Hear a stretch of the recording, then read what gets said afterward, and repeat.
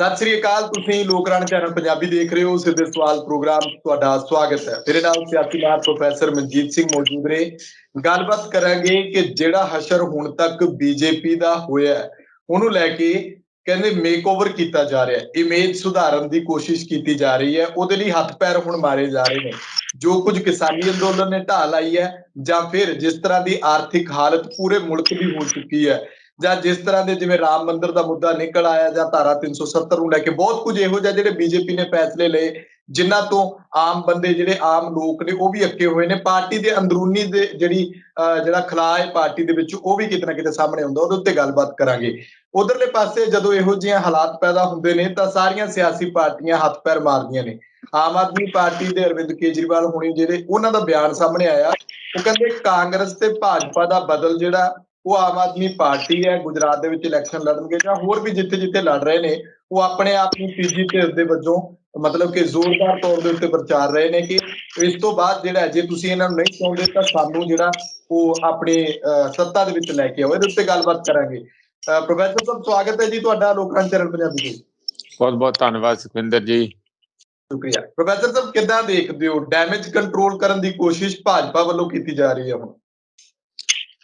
ਦੇਖੋ ਜਿੰਨਾ ਪਾਪਾਂ ਦਾ ਬੇੜਾ ਭਰ ਚੁੱਕਾ ਆ ਉਸ ਨੂੰ ਦੁਬਾਰਾ ਤਰਦੇ ਰੱਖਣਾ ਚੱਲਦੇ ਰੱਖਣਾ ਬਹੁਤ ਔਖਾ ਹੈ। ਇੱਕ ਗੱਲ ਹੋਵੇ ਤੇ ਬੰਦਾ ਕਰ ਲਏ। ਜਿਉਂ ਨੋਟਬੰਦੀ ਹੋਈ ਉਹਦੇ ਨਾਲ ਛੋਟੇ ਕਾਰੋਬਾਰਾਂ ਦੀ ਤਬਾਹੀ ਹੋਈ। ਲੋਕਾਂ ਨੇ ਫਿਰ ਵੀ ਬੜਾ ਸਿੱਦਕ ਦਿਖਾਇਆ, ਬੜੀ ਹਿੰਮਤ ਵੀ ਦਿਖਾਈ।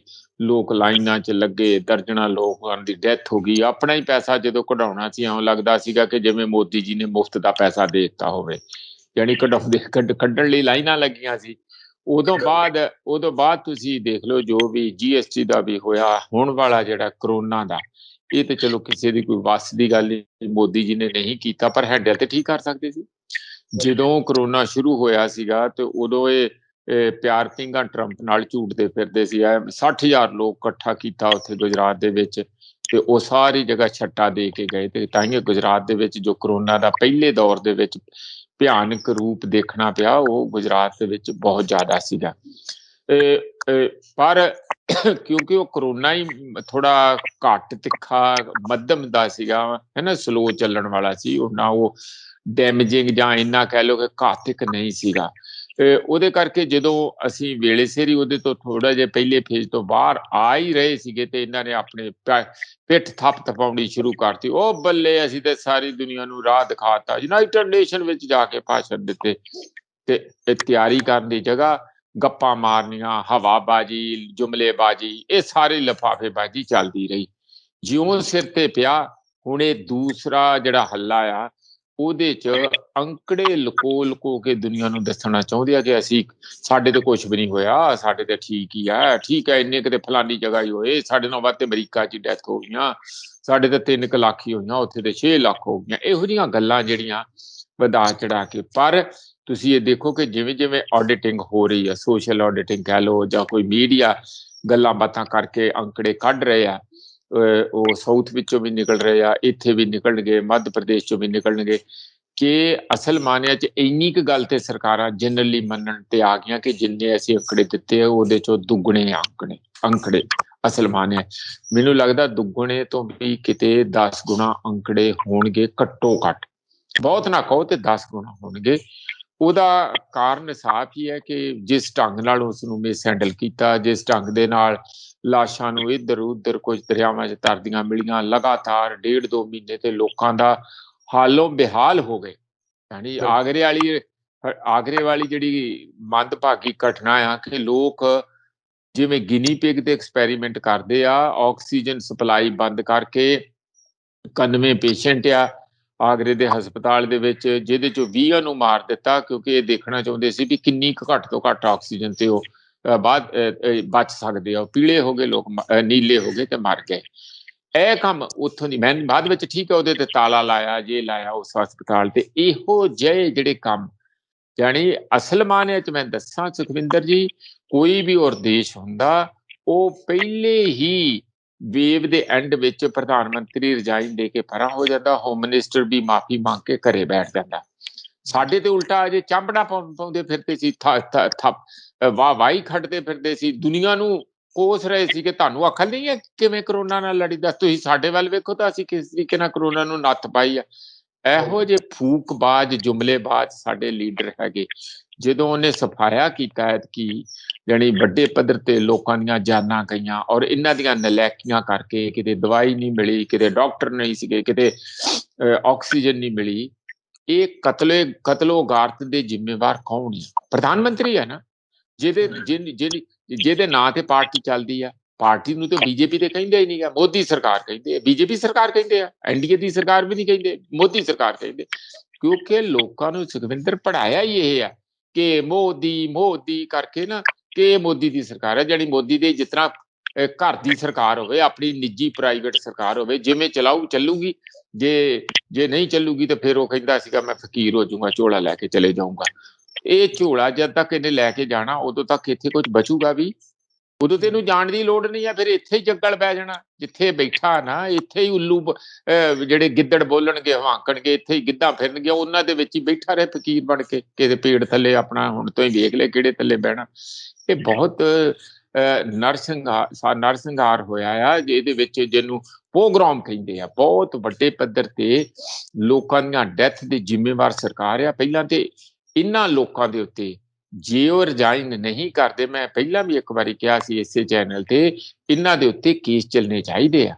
ਜਿਵੇਂ ਜਰਮਨੀ ਦੇ ਵਿੱਚ ਕੇਸ ਚੱਲੇ ਸੀਗੇ ਜੂਸ ਦਾ, ਜਿਵੇਂ ਜਦੋਂ ਵੱਡੇ ਪੱਧਰ ਤੇ ਨਰਸੰਹਾਰ ਹੋਇਆ ਸੀਗਾ, ਉਸੇ ਤਰੀਕੇ ਨਾਲ ਇਹ ਸਰਕਾਰ ਦੇ ਉੱਤੇ ਜਿਹੜੇ ਜ਼ਿੰਮੇਵਾਰ ਲੋਕ ਚਿੰਨਤ ਕਰਕੇ ਜਾਂ ਤੇ ਉਹ ਰਿਜ਼ਾਈਨ ਕਰਕੇ ਪਰਾਂ ਹਟ ਜਾਣ ਤੇ ਮਾਫੀ ਮੰਗ ਲੈਣ। ਜੇ ਮਾਫੀ ਨਹੀਂ ਮੰਗਣੀ, ਰਿਜ਼ਾਈਨ ਨਹੀਂ ਕਰਨਾ, ਤੇ ਸੂਆ ਮੋਟੋ ਲੈ ਕੇ ਖੁਦ ਸੁਪਰੀਮ ਕੋਰਟ ਨੂੰ ਜਾਂ ਹੋਰ ਕਿਸੇ ਲੋਕਾਂ ਨੂੰ ਇਹਨਾਂ ਤੇ ਕੇਸ ਕਰਕੇ ਇਹਨਾਂ ਨੂੰ ਸੱਤਾ ਤੋਂ ਬਾਹਰ ਕਰਨਾ ਚਾਹੀਦਾ। ਇਹ ਸਾਡੇ ਕਾਬਿਲ ਨਹੀਂ। ਆ ਹੁਣ ਦੀ ਗੱਲ ਹੀ ਲੈ ਲਓ, ਗਰੀਬ ਜਿਹਾ ਕਿਸਾਨ 2 ਬਲਦ ਲੈ ਕੇ 40,000 ਦਾ ਕਰਜ਼ਾ ਲੈ ਕੇ ਰਾਜਸਥਾਨ ਤੋਂ ਆਪਣੇ ਪਿੰਡ ਨੂੰ ਪਤਾ ਨਹੀਂ ਯੂਪੀ ਵੱਲ ਕੇ ਮੱਧ ਪ੍ਰਦੇਸ਼ ਵੱਲ ਜਾ ਰਿਹਾ ਸੀਗਾ, ਫੜ ਕੇ ਮਾਰ ਦਿੱਤਾ। ਇੱਥੇ ਜਾਣੀ ਤੁਹਾਡੇ, ਮੈਂ ਨਹੀਂ ਕਹਿੰਦਾ ਕਿ ਬਲਦ ਜਾਂ ਗਾਈਆਂ ਕਿਸੇ ਨੂੰ ਪਿਆਰੀਆਂ ਨਹੀਂ, ਅਸੀਂ ਉਹਨਾਂ ਨੂੰ ਪੱਠੇ ਪਾਉਂਦੇ ਰਹੇ, ਉਹਨਾਂ ਦੇ ਨਾਲ ਹੀ ਵੱਡੇ ਹੋਏ ਆ, ਨਾਲ ਹੀ ਉਹਨਾਂ ਦਾ ਦੁੱਧ ਵੀ ਪੀਤਾ। ਸਾਡੇ ਨਾਲੋਂ ਵੱਧ ਪਿਆਰ ਕਿਹਨੂੰ ਆ?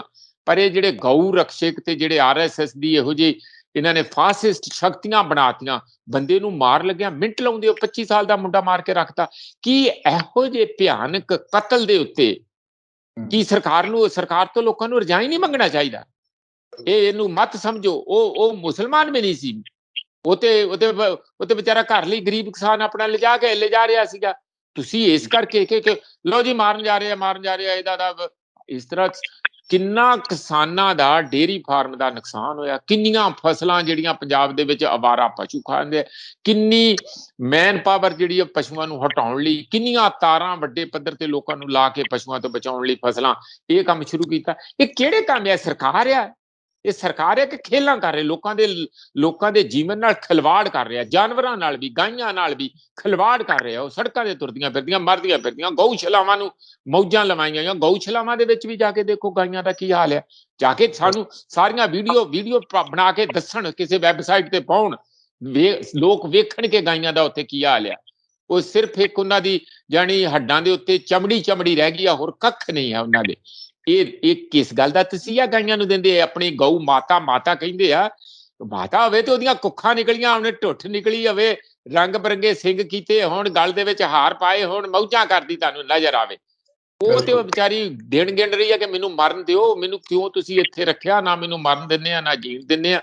ਕਈ ਗਊਸ਼ਾਲਾਵਾਂ ਦੇ ਵਿੱਚ ਸੈਂਕੜੇ ਗਾਈਆਂ ਮਰ ਜਾਂਦੀਆਂ ਜਿਹੜੀ ਬਿਮਾਰੀ ਪੈ ਕੇ। ਮੈਂ ਕੀ ਕਹਿਣਾ ਚਾਹੁੰਦਾ, ਜਿਸ ਕਿਸਮ ਦਾ ਪਾਪ, ਭਾਵੇਂ ਉਹ ਗਾਈਆਂ ਦੇ ਨਾਲ ਧੱਕਾ ਹੋਵੇ, ਭਾਵੇਂ ਕਿਸਾਨਾਂ ਨਾਲ ਧੱਕਾ ਹੋਵੇ, ਭਾਵੇਂ ਛੋਟੇ ਵਪਾਰੀਆਂ ਨਾਲ ਧੱਕਾ ਹੋਵੇ, ਭਾਵੇਂ ਕਿਸੇ ਵੀ ਹੋਰ ਸੈਕਸ਼ਨ ਨਾਲ, ਔਰ ਜਿਸ ਕਿਸਮ ਦਾ ਟੈਸਟ ਇਹਨਾਂ ਨੇ ਬੁਰੀ ਤਰੀਕੇ ਨਾਲ ਫੇਲ ਕੀਤਾ ਆ ਕਰੋਨਾ ਦੇ ਦੌਰਾਨ, ਵੱਡੇ ਲੱਖਾਂ ਲੋਕਾਂ ਦੀ, ਉਹ ਜਿਹੜੇ ਕਿ ਦੇਖੋ ਹਰ ਇੱਕ ਨੂੰ ਆਪੋ ਆਪਣਾ ਰਿਸ਼ਤੇਦਾਰ, ਭਾਈ ਭੈਣ, ਮਾਂ ਬੱਚਾ ਪਿਆਰੇ ਹੁੰਦੇ ਆ। ਉਹ ਇੱਕ ਵੀ ਸਾਡੇ ਕੋਲੋਂ ਬਿਨਾਂ ਟਾਈਮ ਆਏ ਤੋਂ ਚਲੇ ਜਾਣਾ, ਵਿਛੜ ਜਾਣਾ, ਉਹ ਕਾਫੀ ਹੁੰਦਾ ਕਿਸੇ ਵੀ ਪ੍ਰਧਾਨ ਮੰਤਰੀ ਨੂੰ ਗੱਦੀ ਤੋਂ ਲਾਉਣ ਲਈ। ਸਾਡੇ ਲੋਕ ਵੀ ਮੈਨੂੰ ਲੱਗਦਾ ਕੋਈ ਇਹੋ ਜਿਹੇ ਹੀ ਹੈਗੇ ਆ ਕਿ ਉਹ ਇੰਨੇ ਸਹਿਣਸ਼ੀਲਤਾ, ਇੰਨੇ ਚੁੱਪ ਰਹਿਣ ਵਾਲੇ, ਇੰਨੇ ਸਾਊ, ਇੰਨੇ ਸੀਲ ਹੋ ਚੁੱਕੇ ਆ, ਸਵਾਲ ਹੀ ਨਹੀਂ ਕਰਦੇ। ਅੱਜ ਸਾਡੀ ਸੁਖਵਿੰਦਰ, ਮੈਂ ਲਾਸਟ ਗੱਲ ਕਹਿਣੀ ਆ, ਮੀਟਿੰਗ ਸੀਗੀ, ਉੱਥੇ ਗਿਆਨੀ ਕੇਵਲ ਸਿੰਘ, ਹੋਰ ਵੱਡੇ ਜਰਨਲਿਸਟ, ਸੀਨੀਅਰ ਬੰਦੇ ਸੀਗੇ। ਉੱਥੇ ਸਵਾਲ ਇਹ ਹੈ ਕਿ ਪੰਜਾਬ ਦੇ ਵਿੱਚ ਜੇ ਚੋਣਾਂ ਆਉਣ ਤਾਂ ਉੱਥੇ ਕੀ ਕੀਤਾ ਜਾਏ, ਹੈ ਜਵਾਬ ਦਿਓ, ਹਿਸਾਬ ਦਿਓ। ਇਹ ਜਿਹੜਾ ਨਾਰਾ ਅਸੀਂ ਚਾਹੁੰਦੇ ਹਾਂ ਕਿ ਪੰਜਾਬ ਸਾਰੇ ਵਿੱਚ ਜਾਏ। ਕੀ ਜਦੋਂ ਵੀ ਲੋਕ ਜਿਹੜੇ ਲੀਡਰ, ਜਿਹੜੇ ਹੋਰ ਭਾਵੇਂ ਬੀਜੇਪੀ ਜਾਂ ਭਾਵੇਂ ਕਾਂਗਰਸ, ਭਾਵੇਂ ਕੋਈ ਵੀ ਅਕਾਲੀ ਜਾਣ, ਉਹ ਸਾਰੇ ਲੋਕ ਉਹਨਾਂ ਨੂੰ ਸਿੱਧਾ ਤਖਤੀਆਂ ਲੈ ਕੇ ਪਿੰਡ 'ਚ ਵੜਨ ਤੋਂ ਪਹਿਲਾਂ ਪੁੱਛਣ, ਸਿੰਪਲ ਜਵਾਬ ਦਿਓ, ਹਿਸਾਬ ਦਿਓ। ਸਾਡੇ ਆ ਮਾਮਲਿਆਂ ਦਾ ਜਵਾਬ ਦਿਓ, ਜਿਹੜੇ ਵਾਅਦੇ ਕਰਕੇ ਗਏ ਸੀ ਉਹਦਾ ਜਵਾਬ ਦਿਓ, ਤੇ ਪੁਰਾਣੇ ਸਾਰੇ ਜੋ ਕੁਕਰਮ ਕੀਤੇ ਉਹਦਾ ਸਾਨੂੰ ਹਿਸਾਬ ਦਿਓ। ਇਹ ਜਵਾਬ ਦਿਓ, ਹਿਸਾਬ ਦਿਓ ਦੀ ਕੰਪੇਨ ਚਲਾਵਾਂਗੇ ਅਸੀਂ, ਤੇ ਚੱਲਣੀ ਵੀ ਚਾਹੀਦੀ ਆ। ਇਹ ਸਾਰੇ ਦੇਸ਼ 'ਚ ਚੱਲਣੀ ਚਾਹੀਦੀ ਆ। ਮੋਦੀ ਹੋਏ ਜਾਂ ਕੋਈ ਹੋਰ ਹੋਏ, ਜਾਂ ਕੋਈ ਅਮਿਤ ਸ਼ਾਹ ਹੋਏ, ਜਾਂ ਕੋਈ ਕਿਸਾਨਾਂ ਦਾ ਜਿਹੜੇ ਆਪਣੇ ਐਗਰੀਕਲਚਰ ਮਿਨਿਸਟਰ ਤੋਮਰ ਹੋਏ, ਪਿਊਸ਼ ਗੋਇਲ ਹੋਏ, ਕੋਈ ਵੀ ਹੋਵੇ, ਸੋਮ ਪ੍ਰਕਾਸ਼ ਹੋਏ, ਬਸ ਇੱਕੋ ਗੱਲ ਹੋਣੀ ਚਾਹੀਦੀ ਆ। ਹਰ ਬੰਦੇ ਨੂੰ ਇਸ ਦੇਸ਼ ਦੇ ਵਿੱਚ ਚੋਣਾਂ ਦੇ ਦੌਰਾਨ, ਭਾਵੇਂ ਸੂਬਿਆਂ ਦੀਆਂ ਹੋਣ, ਭਾਵੇਂ ਲੋਕਲ ਚੋਣਾਂ ਹੋਣ, ਇੱਕ ਸਵਾਲ ਕਰਨਾ ਚਾਹੀਦਾ। ਹਰ ਇੱਕ ਨੂੰ ਖੜਾ ਹੋਣਾ ਪਊਗਾ ਕਿ ਜਵਾਬ ਦਿਓ ਔਰ ਹਿਸਾਬ ਦਿਓ। ਇਹ ਗੱਲ ਸਾਡੇ ਲਗਾਤਾਰ ਜਾਣੀ ਚਾਹੀਦੀ ਆ। ਮੈਨੂੰ ਲੱਗਦਾ ਇਸ ਤਰੀਕੇ ਦੇ ਨਾਲ ਜਿਹੜੀ ਲੋਕਾਂ 'ਚ ਪਹਿਲਾਂ ਹੀ ਚੇਤਨਤਾ ਆਈ ਹੈ, ਉਹ ਇਹਨਾਂ ਲੋਕਾਂ ਨੂੰ ਥੋੜਾ ਹੋਸ਼ ਟਿਕਾਣੇ ਵੀ ਕਰੂਗੀ, ਔਰ ਇਹਨਾਂ ਨੂੰ ਜ਼ਿੰਮੇਵਾਰ ਵੀ ਬਣਾਊਗੀ, ਔਰ ਪਾਰਦਰਸ਼ਤਾ ਦੇ ਨਾਲ ਰਾਜ ਚਲਾਉਣ ਲਈ ਮਜਬੂਰ ਵੀ ਕਰੂਗੀ। ਹਾਂਜੀ ਸੁਖਵਿੰਦਰ ਜੀ ਜੀ ਜੀ ਬਿਲਕੁਲ। ਪ੍ਰੋਫੈਸਰ ਸਾਹਿਬ, ਜਿਵੇਂ ਅਸੀਂ ਜਦੋਂ ਭਾਜਪਾ ਦੀ ਗੱਲ ਕਰਦੇ ਹਾਂ, ਕਿ ਮੈਂ ਜਿਵੇਂ ਕਹਿ ਰਿਹਾ ਸੀ ਕਿ ਮੇਕ ਓਵਰ ਕਰਨ ਦੀ ਕੋਸ਼ਿਸ਼, ਡੈਮੇਜ ਕੰਟਰੋਲ, ਕਿ ਹੁਣ ਅਕਸਰ ਉਹ ਸੁਧਾਰਨਾ ਹੈ, ਇਹ ਸਵਾਲ ਜਦੋਂ ਭਾਜਪਾ ਵੱਲ ਹੁੰਦਾ ਹੈ ਕਿ ਤੁਹਾਡੀ ਸਰਕਾਰ ਨੇ ਹੁਣ ਤੱਕ ਜੋ ਕੁਝ ਕੀਤਾ ਉਹਦਾ ਹਿਸਾਬ ਤੁਸੀਂ ਲੋਕਾਂ ਦੇ ਵਿੱਚ ਜਾ ਕੇ ਕਿੱਦਾਂ ਦਿਓਗੇ? ਲੋਕ ਤਾਂ ਤੁਹਾਨੂੰ ਮੂੰਹ ਲਾਉਣ ਨੂੰ ਤਿਆਰ ਨਹੀਂ। ਤਾਂ ਉਹਨਾਂ ਦਾ ਇੱਕੋ ਗੱਲ ਹੁੰਦੀ ਹੈ, ਉਹ ਕਹਿੰਦੇ ਜੇ ਕਿਸਾਨ ਬੈਠੇ ਨੇ ਜਾਂ ਵਿਰੋਧੀ ਨੇ, ਜਿਨ੍ਹਾਂ ਨੂੰ ਉਹ ਕਹਿ ਦਿੰਦੇ ਨੇ ਕਿ ਟੁਕੜੇ ਟੁਕੜੇ ਗੈਂਗ ਹੈ, ਉਹ ਕਹਿੰਦੇ ਸਿਰਫ ਤੇ ਸਿਰਫ ਮੋਦੀ ਸਾਹਿਬ ਦਾ ਅਕਸ ਵਿਗਾੜਨਾ ਚਾਹੁੰਦੇ ਨੇ। ਉਹ ਕਹਿੰਦੇ ਮੋਦੀ ਸਾਹਿਬ ਦੇ ਚਿਹਰੇ ਨੂੰ ਜਿਹੜਾ ਆ ਉਹ ਕਿਤੇ ਨਾ ਕਿਤੇ ਲੋਕਾਂ ਦੀ ਨਜ਼ਰਾਂ ਦੇ ਵਿੱਚ ਇਹੋ ਜਿਹਾ ਬਣਾਉਣਾ ਚਾਹੁੰਦੇ ਨੇ ਕਿ ਇਸ ਤੋਂ ਬੁਰੀ ਸਰਕਾਰ ਹੀ ਕੋਈ ਨਹੀਂ। ਉਹਨਾਂ ਕੋਲ ਗੱਲ ਹੀ ਇਹ ਹੁੰਦੀ ਹੈ, ਉਹ ਮੰਨਦੇ ਹੀ ਨਹੀਂ ਇਸ ਗੱਲ ਨੂੰ ਕਿ ਜੇਕਰ ਜਿਵੇਂ ਤੁਸੀਂ ਕੱਲ ਕਹਿ ਰਹੇ ਸੀ ਕਿ ਮੋਦੀ ਸਾਹਿਬ ਜਾ ਕੇ ਉਸ ਕਿਸਾਨਾਂ ਦੇ ਵਿੱਚ ਬਹਿ ਕੇ ਕਹਿ ਦੇਣ ਕਿ ਭਾਈ ਅਸੀਂ ਕਿਤੇ ਇੱਕ ਐਲਾਨ ਹੀ ਕਰ ਦੇਣ, ਇਹਦੇ ਨਾਲ ਇੱਕ ਸਾਖ ਜਿਹੜੀ ਆ ਉਹ ਸੁਧਰ ਵੀ ਸਕਦੀ ਆ। ਲੋਕ ਕਹਿਣਗੇ ਕਿ ਬਿਲਕੁਲ ਸਾਨੂੰ ਲੱਗਦਾ ਹੈ ਕਿ ਇਹ ਸਰਕਾਰ ਜਿਹੜੀ ਹੈ ਲੋਕਾਂ ਦੇ ਹਿਤੈਸ਼ੀ ਦੀ, ਕਾਂਗਰਸ ਕਿਸਾਨ ਹਿਤੈਸ਼ੀ ਸਰਕਾਰ ਹੈ, ਪਰ ਉਹ ਇਸ ਗੱਲ ਨੂੰ ਮੰਨਣ ਨੂੰ ਤਿਆਰ ਨਹੀਂ। ਉਹ ਕਹਿੰਦੇ ਚਿਹਰਾ ਖਰਾਬ ਕਰ ਰਹੇ ਹੋ ਬਸ ਤੁਸੀਂ। ਮੋਦੀ ਜੀ ਜਿੰਨਾ ਝੂਠਾ ਫੇਸ ਲੈ ਕੇ ਲੋਕਾਂ 'ਚ ਜਾਂਦੇ ਆ, ਜਿਹੜਾ ਪਹਿਲਾਂ ਹੀ ਮੇਕਅਪ ਆ, ਉਹ ਪਾਰਟੀ ਦਾ ਕੁਝ ਨਹੀਂ ਹੋਣਾ। ਜਿਹੜਾ ਤੁਸੀਂ ਕਹਿੰਦੇ ਨਾ ਮੇਕ ਓਵਰ ਕੁਝ ਨਹੀਂ ਹੋਣਾ। ਹੁਣ ਕੀ ਹੋਣਾ ਹੈ? ਜੋ ਬੇਰ ਡੁੱਲ ਗਏ ਤੇ ਡੁੱਲ ਗਏ, ਹੁਣ ਦੁਬਾਰਾ ਇਕੱਠੇ ਹੋਣ ਵਾਲੇ ਬੇਰ ਨਹੀਂ ਆਏ ਹੈਗੇ, ਇਹ ਮਿੱਟੀ 'ਚ ਮਿਲ ਗਏ ਆ ਹੁਣ। ਇਸ ਲਈ ਇਹ ਜਿਹੜਾ ਪ੍ਰਧਾਨ ਮੰਤਰੀ ਜੀ ਜਿਹੜਾ ਕਹਿੰਦੇ ਅਸੀਂ ਅਕਸ਼ ਖਰਾਬ ਕੀ ਕਰਨਾ, ਉਹ ਖੁਦ ਸੁਖਵਿੰਦਰ ਬੜੀ ਮਿਹਨਤ ਕਰ ਰਹੇ ਆ, ਔਰ ਲੋਕਾਂ ਦੇ ਵਿੱਚ ਵੀ ਜੋ ਉਹਨਾਂ ਨੇ ਵਾਅਦੇ ਕੀਤੇ ਉਹ ਨਾ ਕਰਕੇ, ਜੋ ਲੋਕਾਂ ਦੇ ਅੰਦਰ ਤਪਸਿਆ, ਲੋਕਾਂ 'ਚ ਗੁੱਸਾ ਆ, ਲੋਕਾਂ ਦੇ ਵਿੱਚ ਆਕਰੋਸ਼ ਹੈ, ਉਹ ਖੁਦ ਹੀ ਇਹਨਾਂ ਦੀ ਪਰਤ ਦਰ ਪਰ ਜਿਹੜਾ ਮੂੰਹ ਤੇ ਇਹਨਾਂ ਨੇ ਲੇਪ ਲਾਈ ਸੀ, ਉਹ ਪਾੜ ਕੇ ਦੇਖੀ ਜਾਂਦੇ ਕਿ ਅਸਲੀ ਚਿਹਰਾ ਥੱਲੇ ਕੀ ਹੈ। ਇਸ ਲਈ ਇਹ ਤੇ ਜਿਹੜੇ ਮੋਦੀ ਜੀ ਹੈ, ਅਸੀਂ ਨਹੀਂ ਕੁਝ ਕਰ ਰਹੇ, ਮੋਦੀ ਜੀ ਖੁਦ ਹੀ ਮਿਹਨਤ ਕਰ ਰਹੇ ਆ ਆਪਣਾ ਇਮੇਜ ਨੂੰ ਖਰਾਬ ਕਰਨ ਲਈ। ਜਿਹੜੇ ਵੱਡੇ ਵੱਡੇ ਵਾਅਦੇ ਕੀਤੇ ਸੀ, ਹੁਣ ਝੂਠ ਬੋਲਣ ਦੇ ਵਿੱਚ, ਹੋਰ ਜੁਮਲੇ ਛੱਡਣ ਦੇ ਵਿੱਚ, ਇਹ ਬੰਦ ਕਰਨ ਨਾ, ਅਸਲੀ ਗੱਲ ਤੇ ਆ ਜਾਣ, ਦੱਸਣ ਕਿ ਲੋਕਾਂ ਦੀ ਅਸਲੀਅਤ ਕੀ ਆ, ਇਹਨਾਂ ਦਾ ਕੀ ਭੂਮਿਕਾ ਸੀ, ਕੀ ਕਰਨਾ ਚਾਹੁੰਦੇ ਸੀ, ਕਿਉਂ ਨਹੀਂ ਕਰ ਸਕੇ। ਹੁਣ ਅੱਜ ਮਹਿੰਗਾਈ ਦੇਖੀ ਕੀ ਹੈਗੀ ਆ, ਜਾਣੀ ਮੈਨੂੰ ਲੱਗਦਾ ਆਜ਼ਾਦ ਭਾਰਤ ਦੇ ਵਿੱਚ ਹੋਲਸੇਲ ਜਿਹੜੀ ਪ੍ਰਾਈਸ ਆ, ਉਹ ਮੈਂ ਤੁਹਾਨੂੰ ਪਿੱਛੇ ਦੱਸਿਆ ਸੀ 10.5, ਹੁਣ 13% ਦੇ ਨੇੜੇ ਪਹੁੰਚ ਗਈ ਆ। ਮਹਿੰਗਾਈ ਜਿਹੜੀ ਕਿ ਰਿਟੇਲ ਮਹਿੰਗਾਈ, RBI ਨੇ ਕਿਹਾ ਸੀ ਕਿ ਅਸੀਂ 4% ਤੋਂ ਵੱਧ ਨਹੀਂ ਹੋਣ ਦਿਆਂਗੇ, ਜਾਂ ਤੇ -2% ਇਨਫਲੇਸ਼ਨ ਹੋਊਗੀ ਪਰਚੂਨ ਦੀ, ਜਾਂ ਵੱਧ ਤੋਂ ਵੱਧ 4% 6% ਤੋਂ 6.25% ਚਲੇ ਗਈ ਹੈ।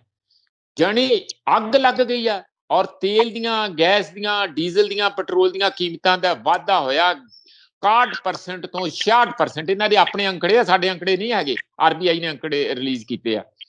ਇਹ ਦੇਸ਼ ਚਲਾਉਂਦੇ ਆ, ਇਹਨਾਂ ਨੂੰ ਡੁੱਬ ਕੇ ਮਰਨਾ ਚਾਹੀਦਾ ਹੈ। ਦੇਸ਼ ਦਾ ਖੂਨ ਪੀ ਰਿਹਾ, ਔਰ ਸਾਰਾ ਖੂਨ ਇਕੱਠਾ ਕਰਕੇ ਇਹ ਦੇ ਰਿਹਾ ਕਾਰਪੋਰੇਟਾਂ ਨੂੰ। ਹੁਣ ਕਹਿੰਦੇ ਆ ਕਿ ਹੋਰ ਬਲੱਡ ਕੈਂਪ ਲਾਓ, ਆਪਣੀ ਛਵੀ ਨੂੰ ਸੁਧਾਰਨ ਲਈ। ਲੋਕਾਂ 'ਚ ਤੇ ਖੂਨ ਪਹਿਲਾਂ ਹੀ ਨਹੀਂ ਬਚਿਆ, ਪਹਿਲਾਂ ਹੀ ਪੀ ਗਏ ਆ ਤੁਸੀਂ। ਹੋਰ ਬਲੱਡ ਕੈਂਪ ਲਾ ਕੇ ਬਲੱਡ ਡੋਨੇਸ਼ਨ ਕਿੱਥੋਂ ਕਰ ਦੇਣਗੇ? ਹੱਡ ਲੈ ਜਾਓ, ਹੱਡ ਵੇਚ ਦਿਓ, ਹੱਡਾ ਰੋੜੀ ਉਹਦੀ ਖਾਦ ਬਣਾ ਲਿਓ, ਜਿਵੇਂ ਡੰਗਰਾਂ ਦੇ ਹੱਡਾਂ ਦੀ ਬਣਾਉਂਦੇ ਆ। ਬਹੁਤ ਮਾੜੀ ਗੱਲ ਆ। ਮੈਂ ਪੋਲੀਟੀਕਲ ਸਟੇਟਮੈਂਟ ਨਹੀਂ ਦੇ ਰਿਹਾ, ਨਾ ਕੋਈ ਮੈਂ ਤੁਹਾਨੂੰ ਬਹੁਤ ਅਕੈਡਮਿਕ ਹਾਈ ਫੰਡਾਂ ਦੀ ਗੱਲ ਕਰ ਰਿਹਾ। ਮੈਂ ਦਿਲੋਂ ਦੁਖੀ ਹੋ ਕੇ, ਜਿੰਨਾ ਕੁ ਮੈਂ ਸਮਝਦਾ ਇਕਨੋਮਿਕਸ ਨੂੰ, ਇਹ 2 ਪੈਸੇ ਦੀ ਜਿਹੜੀ ਹੈ ਨਾ ਇਕਨੋਮਿਕਸ ਨਹੀਂ ਆਉਂਦੀ, ਅਕਲ ਨਹੀਂ ਹੈਗੀ ਪ੍ਰਧਾਨ ਮੰਤਰੀ ਨੂੰ। ਇਹ ਕਿਹੜੇ ਕਾਹਦੇ ਲਈ ਗਿਆ ਸੀ ਉੱਥੇ ਨੋਟਬੰਦੀ ਕਰਨੇ ਨੂੰ? ਅਕਲ ਹੈ ਕਿ ਨੋਟਬੰਦੀ ਦਾ ਮਤਲਬ ਕੀ ਹੁੰਦਾ? ਇਹ ਮਨਮੋਹਨ ਸਿੰਘ ਨਹੀਂ ਸੀ ਕਰ ਸਕਦਾ, ਕੋਈ ਹੋਰ ਨਹੀਂ ਸੀ ਕਰ ਸਕਦਾ। ਇਹ ਕਈ ਸਾਲਾਂ ਦਾ 40 ਸਾਲ ਦਾ ਅਸੀਂ ਰੌਲਾ ਸੁਣ ਰਹੇ ਸੀ ਕਿ ਜੇ ਤੁਸੀਂ ਨੋਟਬੰਦੀ ਕਰ ਦਿਓ, ਨੋਟ ਬਦਲ ਦਿਓ ਤੇ ਸਾਰਾ ਕਾਲਾ ਧਨ ਬਾਹਰ ਆ ਜਾਊਗਾ, ਪਰ ਕਿਸੇ ਨੇ ਨਹੀਂ ਕੀਤਾ।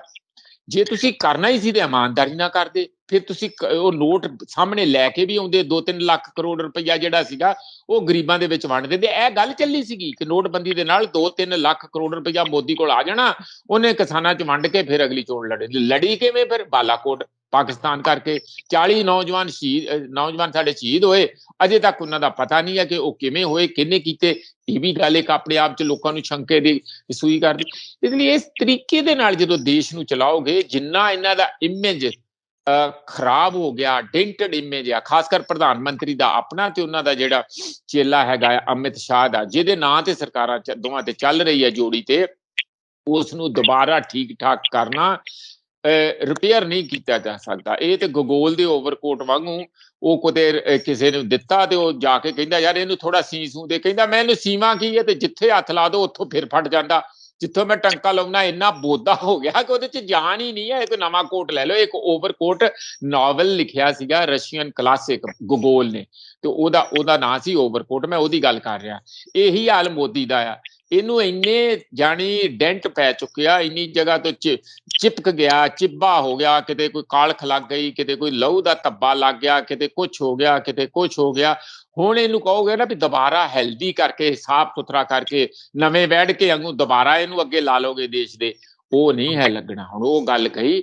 ਹੁਣ ਤੇ ਇਹ ਆਪਣਾ ਮੂੰਹ ਚਿਹਰਾ ਬਚਾਉਣ ਲਈ ਜੇ ਕੋਈ ਚੰਗੇ ਕੰਮ ਅਜੇ ਵੀ ਕਰ ਸਕਦੇ ਆ, ਨੰਬਰ 1 ਮਹਿੰਗਾਈ ਰੋਕਣ, ਲੋਕਾਂ ਨੂੰ ਐਮਪਲਾਇਮੈਂਟ ਦੇਣ, ਕਿਸਾਨਾਂ ਦੇ ਮੁੱਦਿਆਂ ਦੇ ਉੱਤੇ ਤੁਰੰਤ ਮੁੱਦੇ ਮੰਨ ਕੇ ਉਹਨਾਂ ਨੂੰ ਘਰੋਂ ਘਰੀ ਤੋਰਨ, ਔਰ ਹੋਰ ਜਿਹੜਾ ਔਰਤਾਂ ਦੇ ਮਾਮਲੇ ਸਾਡੇ ਦੇਸ਼ ਦੇ ਆ, ਦਲਿਤਾਂ ਦੇ ਮਾਮਲੇ ਆ, ਸਿਰਫ ਚੀਫ ਮਿਨਿਸਟਰਾਂ ਦੇ ਜੁਮਲੇ ਛੱਡ ਕੇ ਤੁਸੀਂ ਉਹਨਾਂ ਦੀਆਂ ਵੋਟਾਂ ਲੈਣੀਆਂ ਚਾਹੁੰਦੇ ਆ, ਬਹੁਤ ਹੋ ਗਿਆ। ਯੂਪੀ ਵਾਲੇ ਐਤਕੀ ਉਹਨਾਂ ਨੇ ਸਟੇਟਮੈਂਟਾਂ ਦੇਣੀਆਂ, ਓਬੀਸੀ ਨੇ ਤੇ ਐਸਸੀ ਨੇ ਸ਼ੁਰੂ ਕਰ ਦਿੱਤੀਆਂ ਕਿ ਜੋ ਇਹਨਾਂ ਨੇ ਧੋਖੇ ਨਾਲ ਸਾਡੀਆਂ ਵੋਟਾਂ ਪਿਛਲੇ ਵਾਰੀ ਲਈਆਂ, ਸਾਡੇ ਪਿੰਡਾਂ 'ਚ ਆਉਣ, ਐਤਕੀ ਅਸੀਂ ਇਹਨਾਂ ਨੂੰ ਚਣੇ ਨਾ ਚਬਾਤੇ, ਅਸੀਂ ਵੜ ਕੇ ਦੱਸਣ।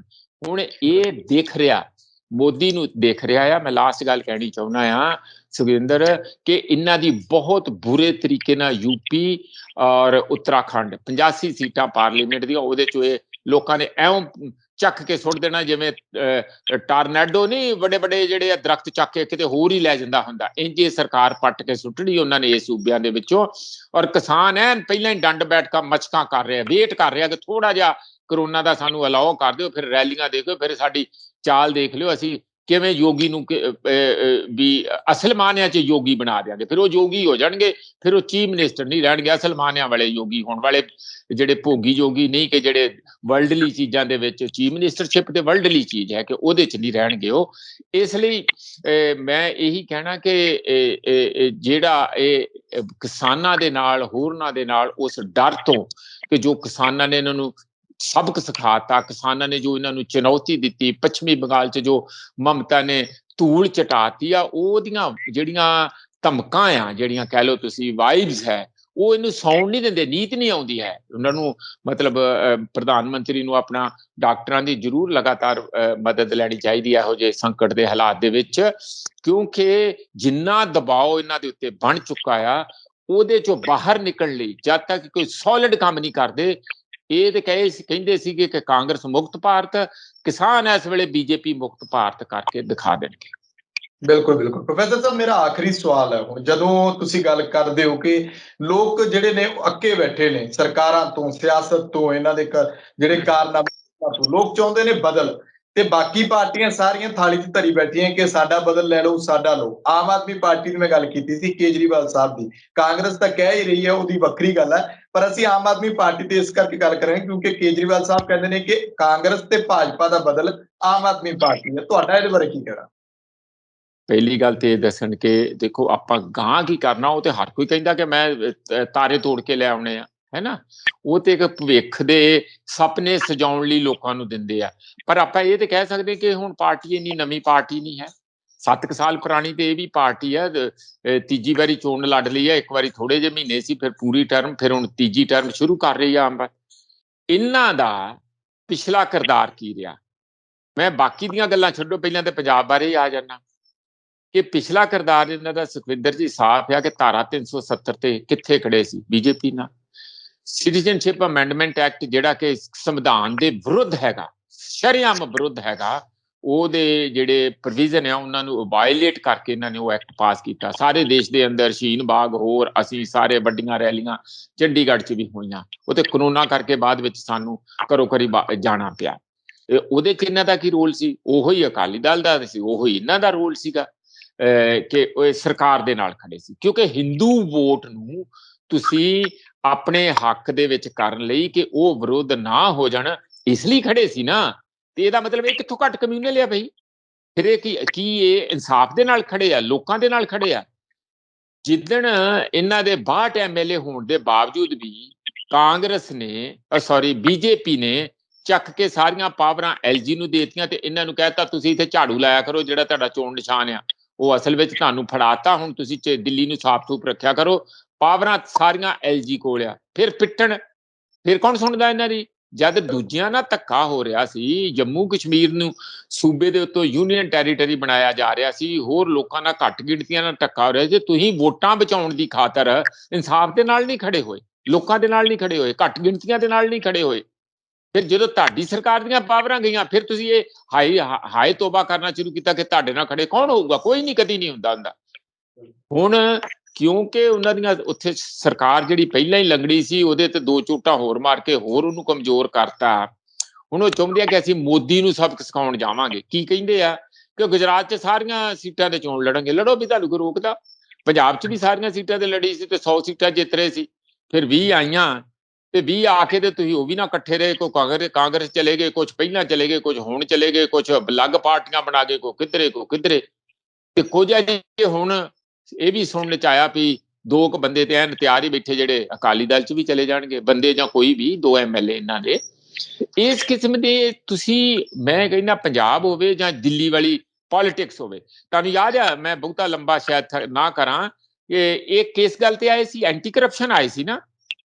ਫਿਰ ਕਹਿੰਦੇ ਸੀ ਲੋਕਪਾਲ ਬਣਾਵਾਂਗੇ। ਲੋਕਪਾਲ ਇੱਕ ਬਿਲਕੁਲ ਆਜ਼ਾਦਾਨਾ ਹਸਤੀ ਹੋਊਗੀ, ਉਹਦੇ ਕੋਲ ਇੰਨੀਆਂ ਪਾਵਰ ਹੋਣਗੀਆਂ ਕਿ ਕੋਈ ਜੁਡੀਸ਼ੀਅਲ ਪਾਵਰ ਵੀ ਹੋਣਗੀਆਂ, ਉਹ ਕੋਈ ਐਗਜ਼ੈਕਟਿਵ ਪਾਵਰ ਵੀ ਹੋਣਗੀਆਂ, ਔਰ ਮੰਜੀ ਠੋਕ ਦੂਗਾ ਜਿਹੜਾ ਇੱਕ ਸੂਈ ਦੀ ਵੀ ਚੋਰੀ ਕਰੂਗਾ। ਜਦੋਂ ਸੱਤਾ 'ਚ ਆ ਗਏ ਉਦੋਂ ਗੱਲ ਹੀ ਨਾ ਕਰਨ, 1.5 ਸਾਲ ਘੇਸਲ ਮਾਰ ਕੇ ਬਹਿ ਗਏ। ਤੇ ਮੈਂ, ਜੋਗਿੰਦਰ ਯਾਦਵ, ਪ੍ਰਸ਼ਾਂਤ ਭੂਸ਼ਣ, ਹੋਰ ਬਹੁਤ ਸਾਰੇ ਬੰਦੇ ਦਿੱਲੀ 'ਚ ਜਾ ਕੇ ਮੁਜ਼ਾਹਰਾ ਕਰਨਾ ਪਿਆ। ਸਾਨੂੰ ਥਾਣੇ 'ਚ ਵੀ ਫੜ ਕੇ ਲੈ ਗਏ ਕਿ ਇਸ ਗੱਲ ਹੀ ਕਿ ਲੋਕਪਾਲ ਕਿਉਂ ਨਹੀਂ ਬਣਾਉਂਦੇ ਤੁਸੀਂ? ਫਿਰ ਲੋਕਪਾਲ ਬਣਾਇਆ, ਔਰ ਜਿਹੜਾ ਪਹਿਲਾਂ ਇਹਨਾਂ ਨੇ 2 ਵਾਰੀ ਨੈਟ ਤੇ ਪਾਇਆ ਸੀ ਕਿ ਉਹਦੇ ਮੈਂਬਰ ਕੌਣ ਹੋਣਗੇ, ਕਿੰਨੀ ਉਹਦੀ ਆਟੋਨਮਸ ਸ਼ਕਤੀ ਹੋਊਗੀ, ਉਹ ਸਾਰਾ ਕੱਟ ਕੇ ਆਪਣੇ ਹੱਥਾਂ 'ਚ ਕਰ ਲਿਆ, ਰਾਜਨੀਤਿਕ ਲੋਕਾਂ ਨੂੰ ਦੇ ਦਿੱਤਾ। ਅਸਲੀ ਗੱਲ ਆ ਕਿ ਮੈਨੂੰ ਜਿਹੜੇ ਆ, ਜਿੰਨਾ ਕੁ ਮੈਂ ਇਹਨਾਂ ਦੀ ਘੋਖ ਪੜਤਾਲ ਕੀਤੀ ਹੈ, ਭਾਵੇਂ ਉਹ ਬੀਜੇਪੀ ਆ ਤੇ ਭਾਵੇਂ ਹੈਗੀ ਆਮ ਆਦਮੀ ਪਾਰਟੀ, ਇਹ ਦੋਵਾਂ ਦਾ ਅਸਲੀ ਆਧਾਰ ਆਰਐਸਐਸ ਹੈ। ਉਦੋਂ ਵੀ ਆਰਐਸਐਸ ਦੇ ਵਿੱਚੋਂ ਇਹ ਨਿਕਲੇ ਸੀ। ਜਿਹੜੀ ਕਰਪਸ਼ਨ ਦੇ ਅਗੇਂਸਟ, ਇੰਡੀਆ ਅਗੇਂਸਟ ਕਰਪਸ਼ਨ ਮੁਹਿੰਮ ਚੱਲੀ ਸੀ, ਉਹ ਆਰਐਸਐਸ ਦੀ ਮੁਹਿੰਮ ਸੀ। ਔਰ ਉਹਦੇ ਵੱਲੋਂ ਹੀ ਕਾਂਗਰਸ ਨੂੰ ਥੱਲੇ ਸੁੱਟ ਕੇ, ਕਿਉਂਕਿ ਉਹਨਾਂ ਦਿਨਾਂ 'ਚ ਕਾਂਗਰਸ ਦੇ ਬੜੇ ਸਕੈਂਡਲ ਆਏ ਸੀ ਤੇ ਉਹਨਾਂ ਨੇ ਮੂਵਮੈਂਟ ਮੋਦੀ ਨੂੰ ਅੱਗੇ ਲਿਆਉਣਾ ਸੀ। ਉਹ ਗੱਲ ਲੱਗ ਗਿਆ ਕਿ ਇਹ ਥੋੜਾ ਜਿਹਾ ਵਿੱਚੋਂ ਹੀ ਛਾਲ ਮਾਰ ਕੇ, ਕੋਈ ਗਿਟਮਿਟ ਕਰਕੇ, ਉਹਨਾਂ ਹੀ ਆਰਐਸਐਸ ਦੇ ਬੰਦਿਆਂ ਦੇ ਨਾਲ।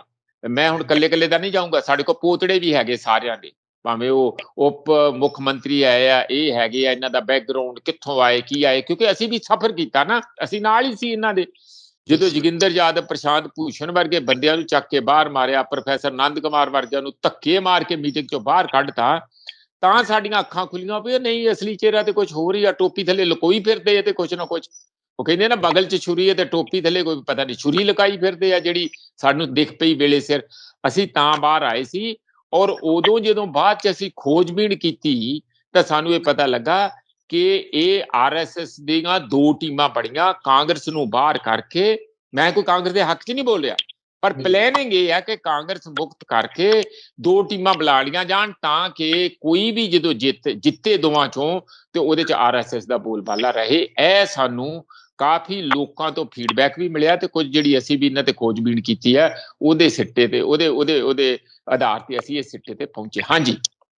ਬਿਲਕੁਲ, ਬਿਲकुल ਤੇ ਹੁਣ ਮੈਂ ਜਿਵੇਂ ਪ੍ਰੋਫੈਸਰ ਸਾਹਿਬ ਪੁੱਛਿਆ ਸੀਗਾ, ਜਵਾਬ ਦਿੰਦੇ ਜਾਇਓ ਥੋੜੇ ਜਿਹੇ ਟਾਈਮ 'ਚ ਹੀ, ਕਿ ਕੀ ਇਹ ਬਦਲ ਹੋ ਸਕਦਾ ਹੈ? ਕੀ ਲੋਕਾਂ ਨੂੰ ਇਹਨਾਂ ਨੂੰ ਕਬੂਲ ਕਰਨਾ ਚਾਹੀਦਾ ਪੰਜਾਬ ਦੇ ਵਿੱਚ ਜਾਂ ਦੇਸ਼ ਦੇ ਵਿੱਚ, ਜਿੱਥੇ ਵੀ ਇਹ ਕਹਿੰਦੇ ਨੇ ਕਿ ਅਸੀਂ ਸਰਕਾਰਾਂ ਬਣਾਵਾਂਗੇ?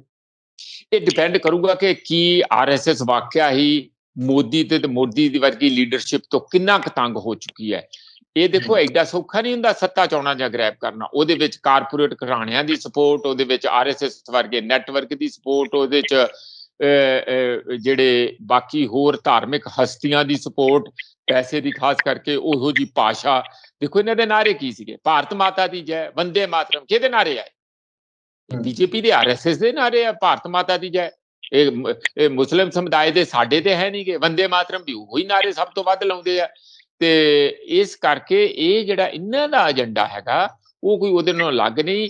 ਇਹ ਡਿਪੈਂਡ ਇਸ ਗੱਲ ਤੇ ਕਰੂਗਾ ਕਿ ਕੀ ਕਾਰਪੋਰੇਟ ਘਰਾਣੇ ਜਿਹੜੇ ਲੌਬੀ ਕਰਕੇ ਬੀਜੇਪੀ ਦੀ ਹੁਣ ਵਾਲੀ ਸਰਕਾਰ ਨੂੰ ਲੈ ਕੇ ਆਏ ਆ, ਬੜੀ ਮਜ਼ਬੂਤੀ ਨਾਲ, ਧੜੱਲੇ ਨਾਲ ਦੂਸਰੀ ਟਰਮ ਵੀ ਦਿੱਤੀ ਹੈ, ਕੀ ਉਹ ਉਹਦੇ ਤੋਂ ਅੱਕ ਗਏ ਆ, ਉਹਨਾਂ ਨੂੰ ਇਨਕੰਪੀਟੈਂਟ ਸਮਝਦੇ ਆ, ਜਾਂ ਦੋ ਹੀ ਉਹਨਾਂ ਦੇ ਸਾਹਮਣੇ ਵਿਕਲਪ ਹੋਣਗੇ। ਇੱਕ ਤੇ ਕਿ ਹੁਣ ਵਾਲੀ ਲੀਡਰਸ਼ਿਪ ਨੂੰ ਪਰਾਂ ਕਰਕੇ ਰਾਜਨਾਥ ਜਾਂ ਗਡਕਰੀ ਜਾਂ ਇਹਨਾਂ ਵਰਗੀ ਲੀਡਰਸ਼ਿਪ ਨੂੰ, ਜਿਹੜੀ ਥੋੜੀ ਮੋਡਰੇਟ ਆ, ਥੋੜੀ ਜੀ ਲੋਕਾਂ ਨੂੰ ਚੱਲਦੀ ਆ, ਜਿਹੜੀ ਗਊ ਰਕਸ਼ਕਾਂ ਨੂੰ ਥੋੜੀ ਨਕੇਲ ਪਾ ਕੇ ਘੱਟ ਗਿਣਤੀਆਂ ਨੂੰ ਇੰਨਾ ਕਾਰਨਰ ਨਹੀਂ ਕਰੂਗੀ, ਜਾਨੀ ਬਰਦਾਸ਼ਤ ਕਰਨ ਦੇ ਯੋਗ ਬਣ ਜੇ। ਇੱਕ ਇਹ ਤਰੀਕਾ ਹੋ ਸਕਦਾ।